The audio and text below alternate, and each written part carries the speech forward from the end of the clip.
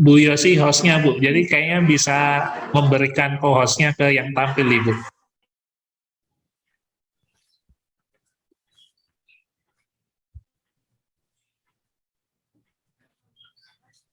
Sepertinya Pak gimana Pak Fian?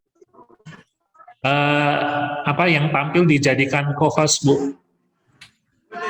Karena Bu Yosi kan jadi hostnya, jadi bisa memberikan co-hostnya kepada peserta yang lainnya Bu. Pak Fian, untuk apa Pak Fian gunanya? Kalau yang dari Pak Mata nanti kayaknya terlalu berat kepanjangan videonya kayaknya Pak. Tapi ya nggak apa-apa Pak. Dia otomatis tersimpan di satu cloud itu Pak Fian. Oh begitu ya Pak ya. Kita takutkan kalau misalnya di-share ke peserta yang akses internetnya nggak stabil, putus nanti kan semuanya kan? Oh iya, baik-baik Pak. Ya. Mungkin Bu Yoksi yang paling kuat sekarang. Saya juga di handphone masalah tadi sempat bergerak sebentar karena ada perlu sambil ini. Tapi Bu Yosi stay nampaknya nih. Mungkin Bu Yosi yang kuat sinyal. Cuma di belakang nggak ribut Pak. Ya nggak apa-apa. Beberapa dinas. Oke, baik Bapak Ibu, kita lanjutkan ya. Pak, nanti kita minta ke Pak Marta. Nanti Bapak Ibu bisa potong ya Bu Yosi ya. Mana yang video tampilnya itu yang dipakai nanti. Itu Pak Pian. Ya. Baik Pak. Oke. Ya. Baik, terima kasih Pak Marwan arahannya. Pak Ibu, kita lanjutkan lagi setelah ini. Kami persilakan Pak Suherman, dan di belakang Pak Suherman ada Bu Linda. Silakan Pak Suherman. Terima kasih Bu.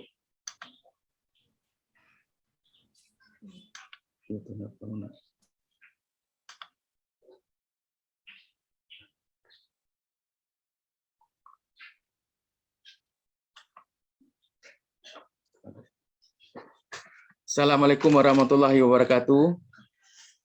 Waalaikumsalam warahmatullahi wabarakatuh. Sehat Anda semua? Sehat Pak. Sehat Pak. Alhamdulillah. Sebelum kita memulai pelajaran pada hari ini, bagusnya lah kita berdoa sejenak dulu menurut agama dan kepercayaannya masing-masing. Berdoa mulai. Selesai. Dah, dari anggota Bapak yang hadir yang 11 orang ini, siapa yang tidak hadir, Ketua? Hadir semua Bapak. Ya. Alhamdulillah. Dah, sebelum kita memulai pada pelajaran yang baru, Bapak bertanya sama Anda dulu. Kemarin kita diskusi tentang adanya sistem pembayaran yang dipaparkan oleh teman kita Pak Asep, kan begitu kan Anda? Ada. Iya. Oke. Kemudian sistem pembayaran itu apa maksudnya, Tanda? Kalau menurut Anda apa sistem pembayaran itu, Tanda? Alat yang digunakan untuk melakukan transaksi, Pak. Transaksi. Apa inti dari sebuah transaksi menurut Anda? Pemindahan dana, kan? Betul, Pak. Nah, kemudian untuk pemindahan dana ini pada akhirnya kan murah-murahnya kan uang. Ya begitu kan, nah? Betul. Oke. Nah, kemudian lanjut. Sebelum kita mulai pelajaran pada hari ini, Ananda kita bagi atas 3 kelompok. Yang pertama kelompok visual, itu terdiri dari Pak Bian, kemudian Tiur, dan Mimi. Kemudian yang kelompok audio itu Pak Robert, Dewi, dan Sinta. Kemudian yang kelompok kinestetik, Febri, kemudian Sinta, dan Asep. Nah, lanjut. Kemudian tujuan pembelajaran kita pada hari ini adalah menganalisa uang sebagai alat pembayaran, sekaligus proses pengelolaan uang rupiah. Kemudian, karena ini adalah metode yang kita gunakan adalah project based learning, maka Anda dibagi atas kelompok. Setelah membagi kelompok, kemudian kita tentukan yang warna merah, yang hijau ini adalah tugas Anda. Kemudian yang pertama Anda terangkan topiknya dulu, kemudian Anda membuat sebuah project atau portofolio, di mana proyek atau portofolio ini hanya tidak mungkin satu kali pertemuan. Yang jelas yang pertemuan hari ini Anda ambillah ringkasannya sederhana saja dulu. Kemudian Anda menyusun kelompok, setelah kelompok Anda susun, kita terbagi, tentukanlah pembagian Anda masing-masing. Misalkan Pak Fian sebagai apa dalam kelompoknya, kemudian yang teman-teman lain adanya pembagian tugas, kemudian lengkapi sarananya semacamnya. Kemudian yang jelas bagi kita yang ketiga ini bagiannya itu kita menyusun jadwal. Nah, jadi proyek yang Anda buat itu ada jadwalnya gitu.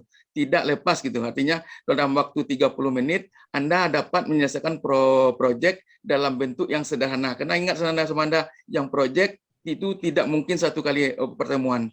Yang kemudian Anda sesuaikanlah yang keempat, Anda sesuaikan berapa proyek itu sesuai dengan waktu dan diskusikan dengan teman bagaimana solusinya yang proyek ini tepat selesai dengan waktu. Yang kemudian selesai, kemudian Anda bahas dengan teman Anda apakah proyek ini layak untuk ditampilkan atau tidak. Kemudian baru kita ambil sebuah kesimpulan bersama-sama ya dah. Oke, lanjut. Kemudian nah, setelah Anda dibagi atas kelompok, yang visual Pak berikan videonya sama Anda, plus dengan ada semacam materi yang Pak berikan sama Anda. Kemudian yang untuk si audio juga Pak berikan materi sama Anda dalam bentuk video. Jadi Anda dibagi videonya, yang video mengenal uang sebagai alat pembayaran itu masuk kepada audio, kemudian yang visual itu masuk kepada video yang pendek plus dengan materi tambahan yang Pak berikan. Paham dah? Halo semuanya, selamat datang kembali di... Halo, perkenalkan nama saya Salma Purnama. Nah, selamat menyaksikan video.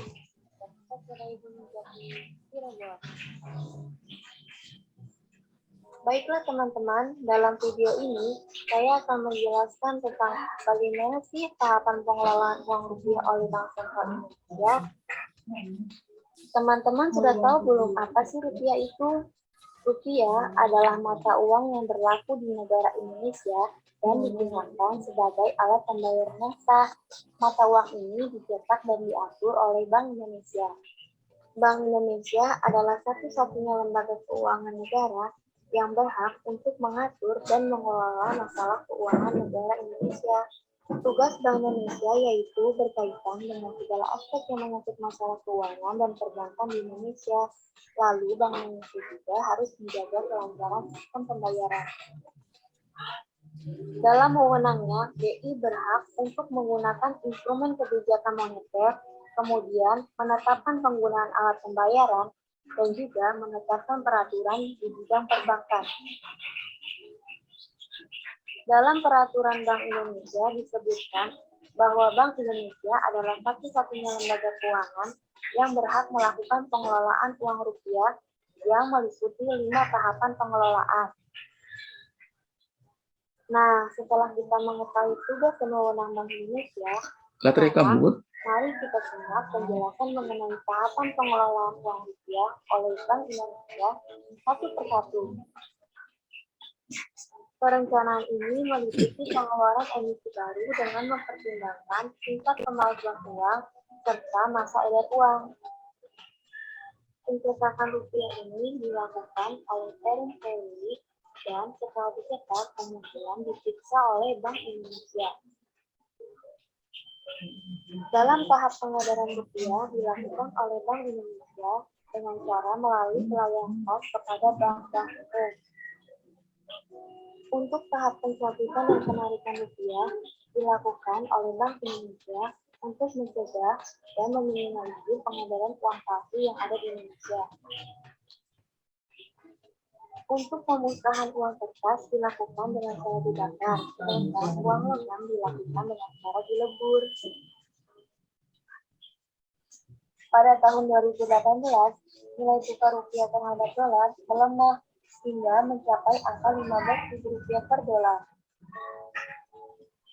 Hal tersebut disebabkan karena neraca perdagangan defisit serta terjadinya perang dagang antar negara.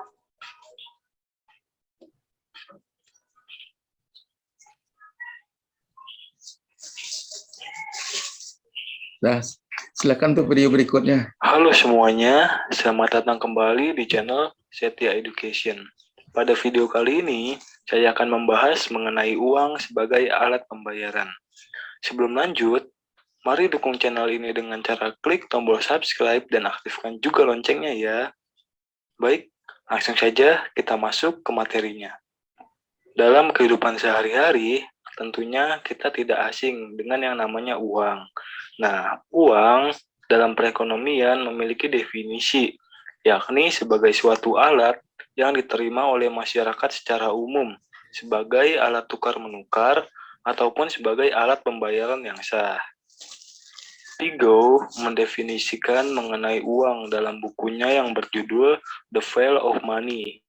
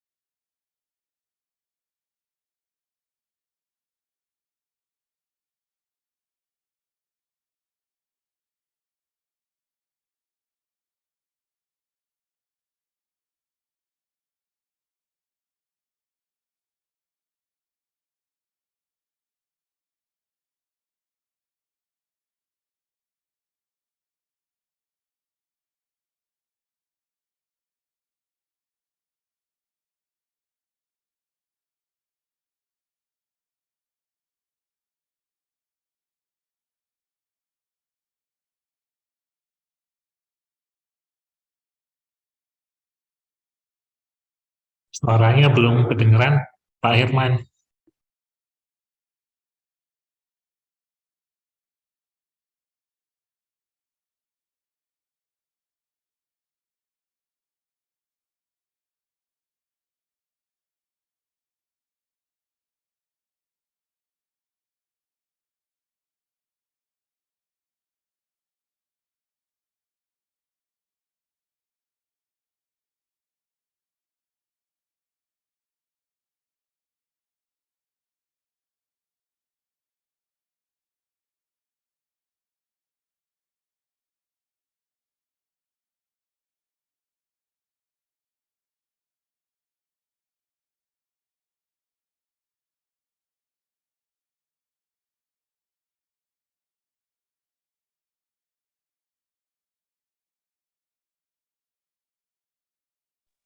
Putus ya Pak ini, Suherman.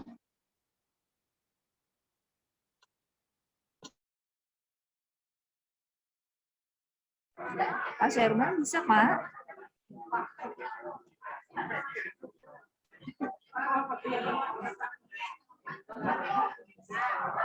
Halo, Pak Sherman. Ini masih video atau sudah mau dijelaskan, Pak Sherman?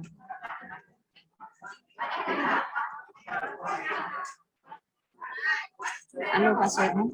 Ini sepertinya suaranya termute. Pak Sherman, coba Bapak buka dulu. Suara Bapak termute. Coba dibuka, di-unmute dulu.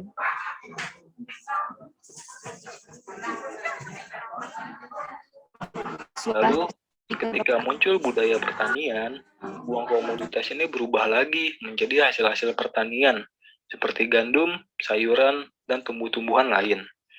Nah, pada tahun 1200-an sebelum Masehi, uang primitif sudah mulai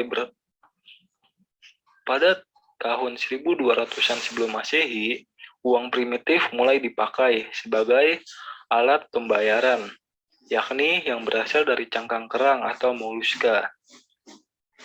Nah, uang primitif ini disebut dengan nama cowrie.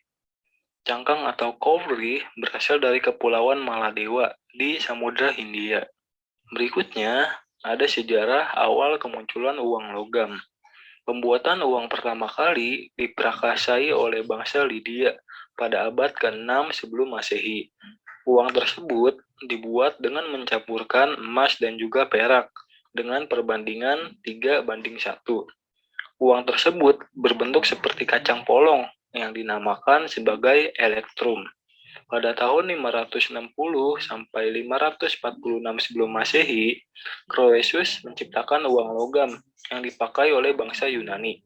Bangsa Yunani ini mendesain uang logam dengan berbagai gambar yang menarik dan nilainya ditentukan dari bahan pembuatannya. Oleh karena itu, bangsa Yunani dianggap sebagai penemu uang logam. Penciptaan uang logam justru menimbulkan masalah baru, yakni saat bertransaksi dalam jumlah yang besar karena bobot dan juga ukurannya. Oleh karena itu, manusia berusaha untuk mengubah bahan pembuatan uang menjadi lebih ringan dengan menggunakan kertas. Nah, uang kertas pertama kali di dunia ditemukan di dataran Cina pada tahun 997 Masehi yang disebut dengan jiaozi. Nah, uang jiaozi ini digunakan oleh pedagang kaya dan pejabat pemerintah pada masa dinasti Tang pada tahun 618 sampai 907 Masehi. Berikutnya, ada pembahasan mengenai fungsi uang. Fungsi uang dibagi menjadi dua. Ada fungsi asli atau primer, dan juga ada fungsi turunan. Nah, mari kita bahas satu persatu. Mulai dari fungsi asli. Fungsi asli uang dibagi menjadi dua, yakni uang sebagai alat tukar dan uang sebagai alat satuan hitung. Uang sebagai alat tukar, alasannya yakni sangat sulit untuk melakukan pertukaran menggunakan sistem barter, karena harus menemukan orang dan barang yang sesuai. Dengan hadirnya uang, pertukaran dapat dilakukan kapan saja. Barang dapat langsung ditukar dengan uang, dan uang dapat dibelikan barang. Sebagai alat tukar, uang memungkinkan untuk transaksi dengan lebih mudah. Nah, sebagai alat satuan hitung, uang digunakan untuk menghitung dan menentukan harga suatu barang. Dengan uang, nilai suatu barang dapat diukur dan dibandingkan. Misalnya, dengan uang, seseorang dapat mengukur nilai rumah, mobil, kemudian dapat membandingkannya. Masyarakat juga akan lebih mengerti bahwa harga kulkas adalah 1 juta dibandingkan dengan kita menyebut harga kulkas 2 kali dari harga recorder. Lalu, ada fungsi turunan. Fungsi turunan dibedakan menjadi 4, yakni yang pertama, sebagai alat pembayaran yang sah. Barter mengakibatkan kesulitan dalam pertukaran barang. Uang digunakan sebagai alternatif untuk pertukaran barang dan jasa. Uang dibuat oleh manusia sebagai alat pembayaran yang sah terhadap barang dan jasa. Yang kedua, ada sebagai alat penimbun kekayaan. Seseorang dapat menimbun kekayaan dengan barang ataupun dengan uang. Masyarakat biasa menggunakan uang sebagai tolak ukur tingkat kekayaan. Dalam keadaan normal, seseorang lebih suka menimbun kekayaan dengan uang daripada barang karena dianggap lebih mudah untuk digunakan. Namun, di saat nilai uang turun, seseorang lebih suka untuk menimbun barang. Selanjutnya, uang sebagai alat pemindah kekayaan. Jika seseorang ingin pindah dari satu tempat ke tempat lain, ia tidak harus memindahkan kekayaannya yang berupa tanah atau rumah, tapi dia cukup menjualnya dalam bentuk uang dan dapat dibelikan rumah baru di tempat yang baru. Lalu yang terakhir, uang sebagai alat pembentuk modal dan mendorong perekonomian. Uang dapat digunakan sebagai alat untuk berinvestasi. Investasi dapat berguna untuk menambah lapangan pekerjaan, sehingga mendorong kemajuan perekonomian. Agar dapat digunakan, uang harus memenuhi beberapa syarat, yakni sebagai berikut. Yang pertama, uang harus diterima secara umum atau acceptability, yakni diterima oleh lapisan masyarakat sebagai alat pembayaran. Yang kedua, nilainya harus stabil atau stabil of value. Artinya, nilai uang itu tidak naik turun atau fluktuatif. Yang ketiga, uang harus mudah disimpan, yaitu berbentuk fisik yang tidak terlalu besar. Yang keempat, uang harus mudah dibawa atau portability, yakni mudah untuk dipindah tangankan dari satu orang ke orang lain. Yang kelima, uang itu harus awet atau tidak mudah rusak, atau durability, yakni uang dapat bertahan dengan waktu yang relatif lama. Dan yang terakhir, uang harus mudah dibagi atau divisibility. Artinya, uang tidak hanya berbentuk satu pecahan saja. Misalkan,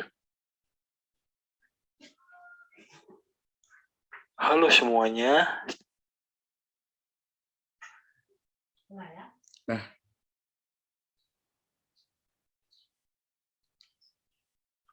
ya, materi sudah Bapak sampaikan tadi sama Anda semua. Silakan Anda bekerja kelompok, tentukanlah apa isi yang merupakan isi dari materi yang kita bicarakan pada hari ini sesuai dengan kelompok yang Bapak berikan. Bapak kasih kesempatan bagi Anda 10 menit untuk menyelesaikan proyek yang kita bahas sama Anda. Terima kasih.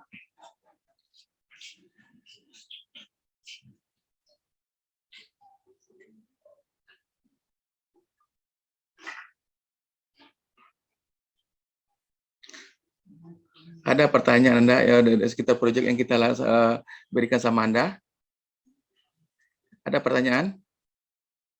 Dari kelompok 1? Tidak ada, Pak. Sudah paham. Kelompok 2? Paham, Pak. Aman. Aman.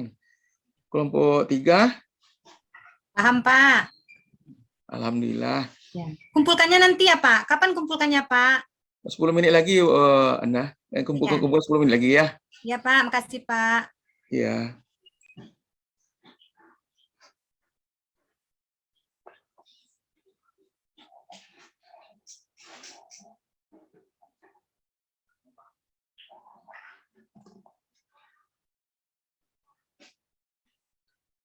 Sudah selesai? Kita lanjut aja lagi ya, nah. Waktu sudah berjalan. Jadi kalau presentasi yang pertama itu disampaikan oleh kelompok visual yang terdiri dari anggotanya Pak Fian, ya Pak Fian. Nah, silakan Pak Fian. Baik, Pak. Hasil kerja dari kelompok visual. Yang pertama, untuk melancarkan tukar-menukar. Fungsi pertama adalah untuk melancarkan tukar-menukar. Fungsi yang kedua adalah sebagai alat untuk melakukan satuan hitung. Dan yang ketiga adalah untuk ukuran pembayaran yang dapat dilakukan penundaan. Demikian, Bapak.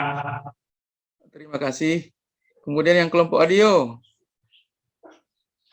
Silakan, nah. Silakan Pak Robert. Ya Pak, Kelompok 2 ini hasil kerja dari kelompok kami ya Pak ya. Kami akan mempresentasikannya. Pengertian uang secara umum adalah suatu alat yang diterima oleh masyarakat sebagai alat tukar-menukar atau alat pembayaran yang sah.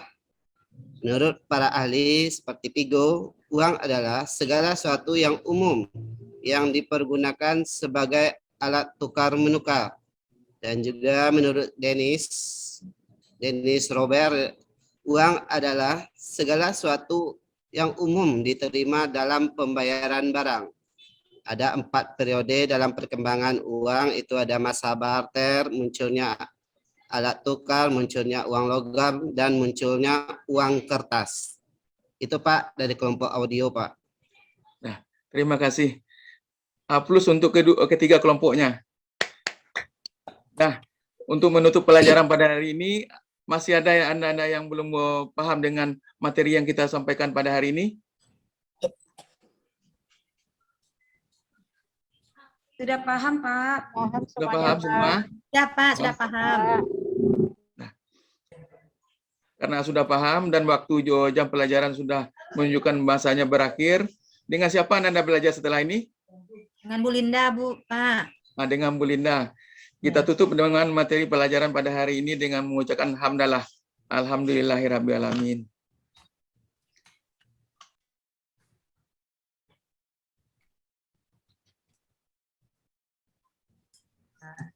Baik, terima kasih Pak Herman. Meskipun sedikit terkendala dengan audio, insya Allah di depan yang lebih bagus lagi. Baik Bapak Ibu, kita lanjutkan lagi di belakang Pak Herman. Ada Bu Linda. Silakan Bu Linda.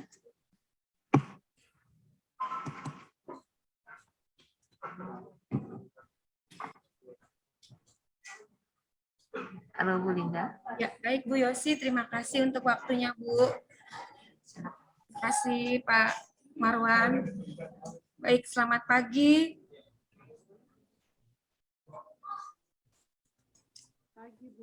Selamat pagi anak-anak. Pagi Bu. Selamat pagi, Bu. Gimana kabar kalian hari ini? Bu, pagi Bu Pagi, Linda. Bu. Baik, Bu. Baik ya. Setelah 1 tahun ya kita libur semester 1, sekarang kita sudah masuk tahun baru, semester kedua. Gimana liburannya tahun lalu?